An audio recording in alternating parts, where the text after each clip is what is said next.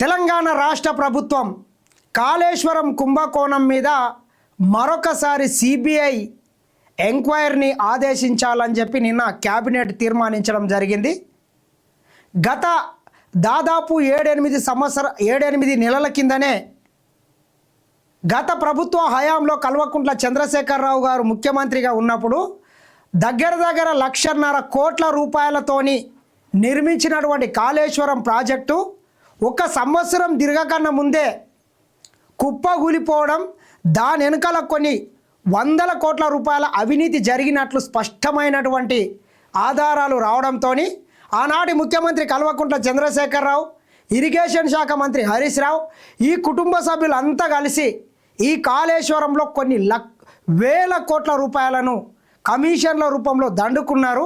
దీని వెనుకల ఉన్నటువంటి గూడు పుటాని ఏందో తేల్చాలని చెప్పి కల్వకుంట్ల చంద్రశేఖరరావు అవినీతి చిట్టాను విప్పాలని చెప్పి సిబిఐ ఎంక్వైరీకి ఆదేశిస్తే ఈ రోజు కూడా ఉలుకు లేకుండా పలుకు లేకుండా పక్కన వాడేసారు. కాబట్టి మరొకసారి సిబిఐ ఎంక్వైరీని ఆదేశించాలని చెప్పి రాష్ట్ర ప్రభుత్వం భావిస్తున్నట్లు తెలుస్తున్నది. అందులో భాగంగానే చూడొచ్చు, కాళేశ్వరంపై విచారించాలని సిబిఐని మళ్ళీ కోరుదాం.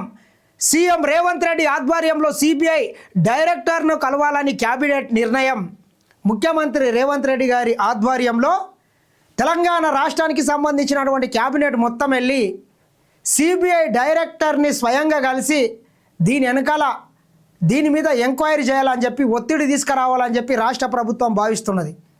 మరీ ముఖ్యంగా మనం తీసుకున్నట్లయితే ఈ దేశవ్యాప్తంగా ఉన్నటువంటి ప్రతిపక్ష నాయకుల మీద రాత్రికి రాత్రే ఈడీ కావచ్చు, సిబిఐ వెళ్ళిపోతుంటుంది.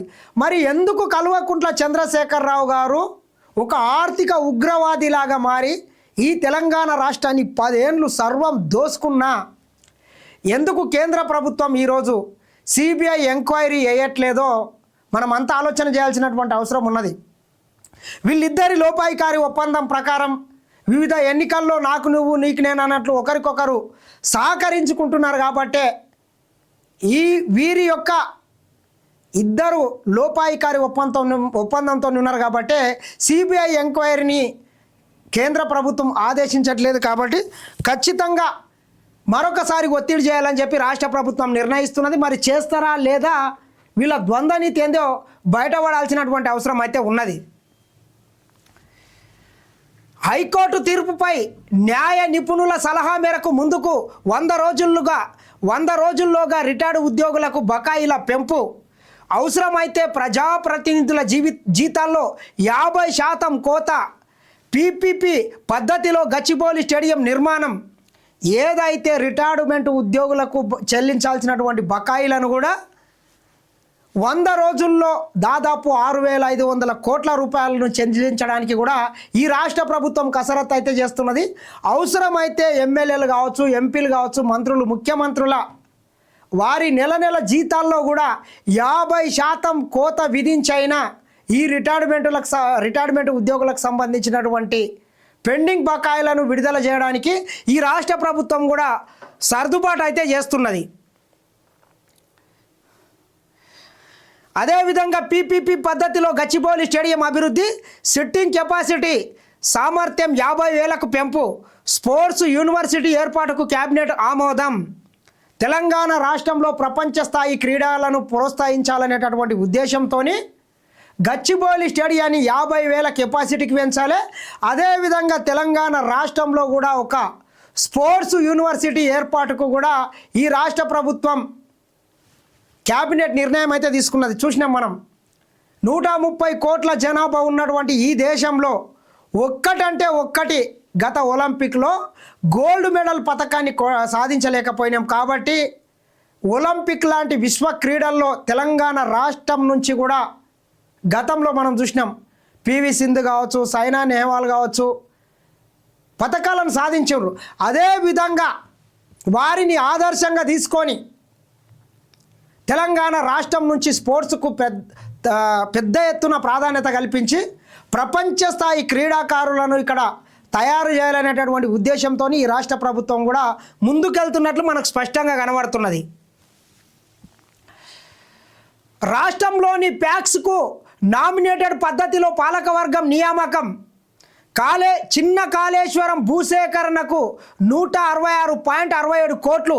రాష్ట్ర కేబినెట్ సమావేశంలో కీలక నిర్ణయాలు. మీడియాకు వెల్లడించిన మంత్రులు ఉత్తమ్, పొంగులేటి, వాకిటి శ్రీహరి. అదేవిధంగా చిన్న కాళేశ్వరం పేరు మీద కూడా 166 కోట్ల రూపాయల భూసేకరణకు కూడా ఈ కేబినెట్ అయితే తీర్మానం చేయడం జరిగింది. కాళేశ్వరం ప్రాజెక్టు రీడిజైనింగ్ పేరిట గత ప్రభుత్వం చెయ్యని పాపం లేదని మంత్రి ఉత్తమ్ విమర్శించారు. గత కాంగ్రెస్ ప్రభుత్వం తమ్మిడిగట్టి వద్ద 38,000 కోట్లతో తలపెట్టిన ప్రాజెక్టును అప్పటి సీఎం కేసీఆర్ తానే కర్త కర్మ క్రియ అని చెప్పుకుంటూ అశాస్త్రీయంగా మేడిగడ్డకు మార్చాలని ఆరోపించారు.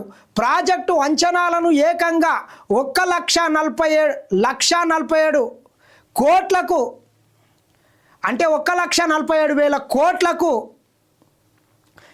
పెంచేసి ప్రజల సొమ్మును దోచుకున్నారని, మేడిగడ్డ కుంగిపోవడంతో ఈ ఏళ్ల చుక్క నీరు కూడా ఇచ్చుకోలేని పరిస్థితి ఏర్పడిందని ఆవేదన వ్యక్తం చేశారు. మహారాష్ట్రలో భూముల ధరలు తక్కువగా ఉన్న ఉద్దేశపూర్వకంగానే తమ్మిడిహట్టిని కాదని మేడిగడ్డను ఎంచుకోవడం వెనక పెద్ద కుట్ర ఉందని పేర్కొన్నాడు. 97,000 కోట్ల ఖర్చు అంచనా వేసినా కనీసం 1,00,000 ఎకరాలకు కూడా సాగునీరు అందలేదని సిఏజీ నివేదికలో తెలిపారు. ఈ చారిత్రాత్మక తప్పిదానికి కారణమైన వారిపై కఠిన చర్యలు తీసుకునే వరకు నిద్రపోయే ప్రసక్తే లేదని మంత్రి ఉత్తమ్ హెచ్చరించాడు. ఏదైతే గత ప్రభుత్వ హయాంలో ప్రభుత్వ ఖజానాని కొల్లగొట్టి కోట్ల రూపాయలని దండుకున్నటువంటి ఈ దొంగల మీద సిబిఐ ఎంక్వైరీ చేసి వాళ్ళ మీద కఠిన చర్యలు తీసుకునేదాకా ఈ రాష్ట్ర ప్రభుత్వం కూడా ఒత్తిడి చేస్తుంది కేంద్ర ప్రభుత్వం మీద అని మంత్రి ఉత్తమ్ కుమార్ రెడ్డి అయితే చెప్పడం జరిగింది. అది ఎట్లుంటే